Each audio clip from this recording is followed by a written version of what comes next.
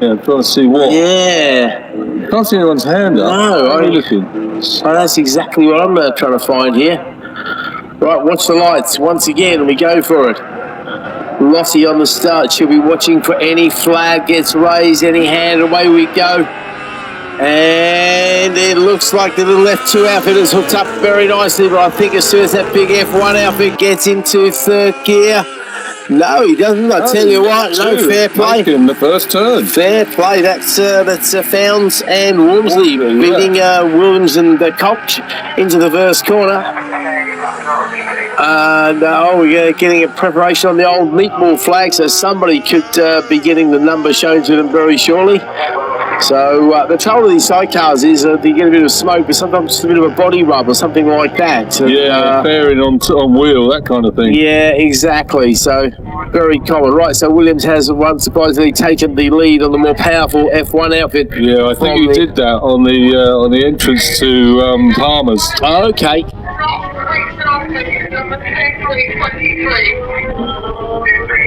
Okay, there's a call for 23 there. Is that for the meatball flag, I wonder there? That's the Thomas and the Sigsworth outfit. I heard you mention Smith and Smith before, and that is our correspondent, a very helpful correspondent in the pack there, or the mother at least, Daphne Smith. She's the mother of Will Andy Smith on the 32 sidecar. Okay. I'd like to thank Daphne for the information she supplied to us. It's always genuinely much helped. There we go, CB500s. Bailey Harker is Philip Harlan's. Billy Harker's son, Philip Harker. Okay. Go ahead, Bridge 2.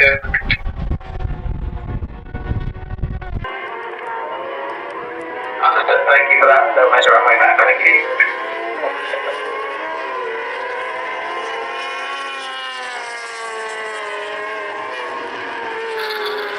Yeah, and here we come round to complete nearly the first lap, and the 91 of Williams and Kolsch is actually starting to gap the second place team of Founds and Wormsley. It doesn't take him very long at all. He's so much quicker than anybody else. Again, it's going to be a machine advantage there as well, but I say Luke Williams is one of these guys who is just naturally quick.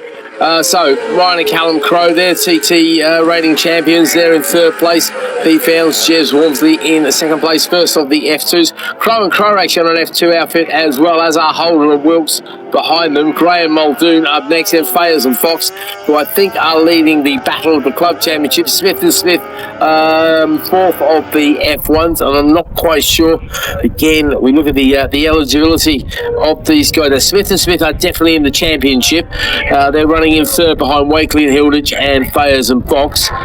And Thomas and Sigsworth, the outfit we think are getting the meatball flag there. They were running second in this championship coming into this particular round as well. So, okay, 23 coming around Corums, we've told.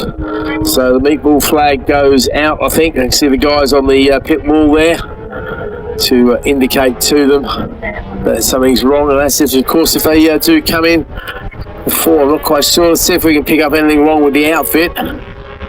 Is this it coming towards us now? Is that 23?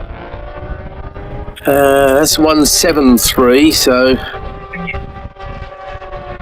there's 23s behind the 173. It'll be going very slowly indeed, because the 173 is in absolutely no danger of setting the lap record any time. The Owen Barsley machine opening lap there of 3:29. So the Thomas Sigsworth machine not made it to the start finish line, so I'm guessing they've probably pulled in or retired somewhere else. So clearly they knew there was an issue with the machine. Right, leaders coming back out of Murray's once again, and another lonely race for Williams. He must like just collecting the gold medals, I reckon, because he's certainly not involved in the racing, is he? Absolutely flying. And it's an outfit at the end of the straight there, it looks like we've lost. Well, it looks like something passed against the barrier there. It looks a bit big to be a solo, really, doesn't it? Founds and Wormsley over the line in second place, 9 seconds back as a 59.543. I guess the one thing that Williams would like to add to his CV, of course, is our lap record, but I don't think he's in any danger. They've got him into the 57s for that lap record. Crowe and Crowe still there, no changes throughout the order as they come across the line.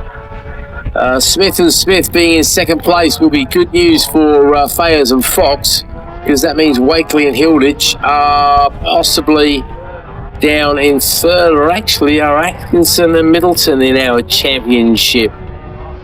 No, they're not. So, yeah, I think that makes them third, which is good news for Fayers and Fox and their championship ambitions. They won their first race here last year, did Fayers and Fox, and then backed it up with a few more. Lovely guys, the AW Tech racing team. Do like a bit of promo gear, and if they're happy enough to hand over a hat and a t-shirt to me, I'm happy to wear it. Simple as that. I am very cheap and very easy. Just let it be said. If there's any consolation, Rick is even cheaper and even easier. So we'll talk for food, basically. We'll race for food too, actually, if you feed him enough. Yeah, that is what we're doing this weekend, talking for food. Okay, Williams and Colston with a purple sector out the back there. Let's see if they can back that up, another purple, see if they can get close to that lap record. Again, the sidecars are not as affected, I would think, by the wind. They're kind of quite big, heavy outfits in relative terms, a lot more stability going on with them. Yeah, but they're lower to the ground. Yeah. They don't. The wind can't get under them as much. No, absolutely not. No, they're not like a sports car at Le Mans where they tend to flip over. Over the line he goes then. It's a yellow in sector 2. Does go quicker, 59.523. So there you go, purple and a yellow can still get you the fastest lap of the race. And that lap is around about 5 seconds quicker than anybody else is going. There's Fowles and Wormsley, and we know that Pete Fowles and Jeff Wormsley are absolutely not muppets. But they are going, 4 seconds slower on that particular lap. 5 seconds in real terms, actually. Crow and Crow, well, SCV needs no introduction to sidecar fans, of course, and George Holden with Mark Wilkes in the chair. Absolute legends of the sport again. Multitude of wins under their belt. Graham Muldoon, Fayers and Fox, Atkinson and Middleton have made up a couple of places on that, because they've relegated Smith and Smith. Also Holland and Stevens. Wakely and Hilditch still showing a 7th overall, I think. And I have to say, I think that might be 3rd in class. This is the trouble. We do need to get a clarification of that, really. It'd be nice to see a club thing or something after the F1 or something like that. That would be just a C after the F1 or F2 to tell us if they're in the club championship. Overall. Might make a suggestion about that, because I'm pretty sure the leading F2 outfit as far as the club goes is the 12th place, 5th in class, Lambert and Andy Javens, Greg Lambert and Andy Javens, who are leading the championship, and I'm sure I gave them lots of trophies yesterday. Oh, right. But they say they're showing down as being in 5th overall. King and Miller, Curry and Pitt, Moss and Hoxwell, Bingham and Fairhurst, Burns and Fairhurst, Hanks and Kirk, Gale and Gale, Crow and Parker, McBride and Edwards, Petman and Leach, Carol McBride. Well, she's been around sidecars for a very long time indeed. Yeah, no, she'll be the first to put her hand up and say I'm not the quickest out there, but to be fair to Carol, she turns up, she makes the effort, puts the race in and gets on with the race without other racers. No, exactly. You wouldn't look so good if you weren't others behind you at the end of the day, would you? Exactly right. It's good to see Carol out there, and I think she has finished quite high up in our championship in the past as well. She wasn't able to make Alton Park, so she's struggling a bit this year.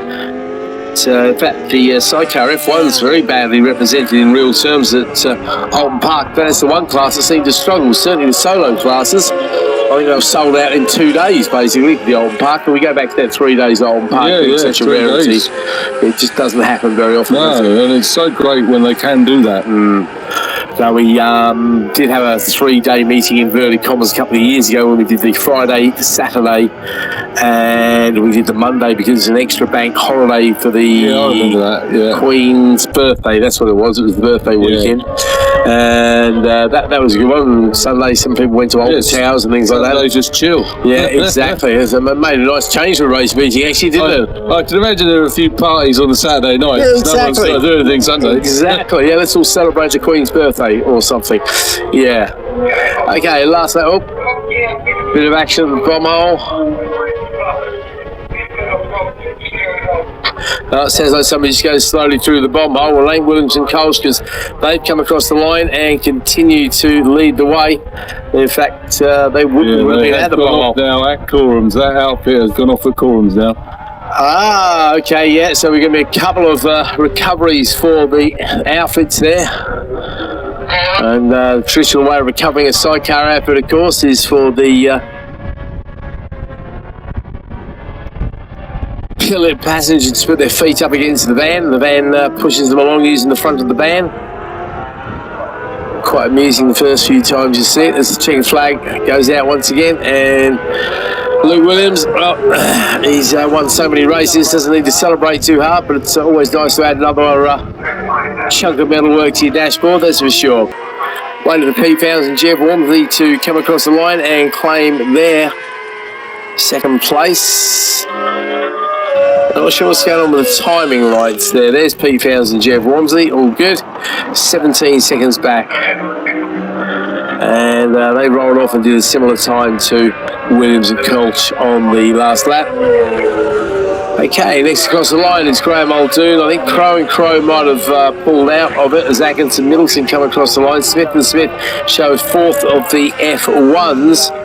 So, I wonder if it's Fayers and Fox who've lost, actually, mate, because all of a sudden they're dropping down. Oh, yeah. And they've lost 3 off. That's a limp across the line there for the 93 machine of George Holden and Mark Wilkes. And they're parking up as well, Wilkes. Right, so I think Crow and Crow have pulled off. There goes Fayers and Fox. So, okay, they finished 6th.